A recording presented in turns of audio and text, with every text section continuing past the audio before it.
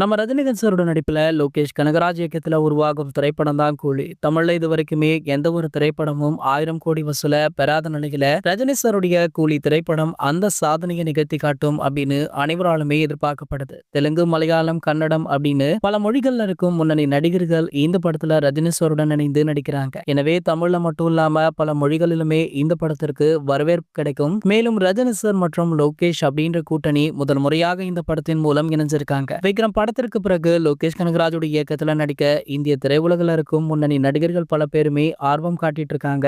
அவ்வாறு இந்திய அளவுல பிரபலமான லோகேஷ் கனகராஜ் அவர்கள் சூப்பர் ஸ்டாருடன் இணைகிறார் அப்படின்றதுமே கூலி படத்தின் மீது ஒரு மிகப்பெரிய எதிர்பார்ப்பு உருவாச்சு. இது எல்லாத்தையுமே வைத்துதான் இந்த படம் 1000 கோடி வசூல பெறும் அப்படின்னு அனைவராலுமே சொல்லப்படுது. அது மட்டும் இல்லாம பாலிவுட் புகழ் அமீர் கான் இந்த படத்துல நடிப்பதாக தகவல் எல்லாம் வெளியாச்சு. அமீர் கான் கூலி படத்துல நடிப்பது அதிகாரப்பூர்வமாக அறிவிக்கப்படவில்லை அப்படின்னாலுமே கிட்டத்தட்ட இந்த தகவல் உறுதிமையாக இருக்கு. அது மட்டும் இல்லாம ஜெய்ப்பூர் ஷூட்டிங்ல இருந்து நம்ம அமீர் கானுடைய புகைப்படம் ஒன்று வெளியாகி சமூக வலைதளங்கள்ல வைரலுமே ஆகிட்டு இருக்கு.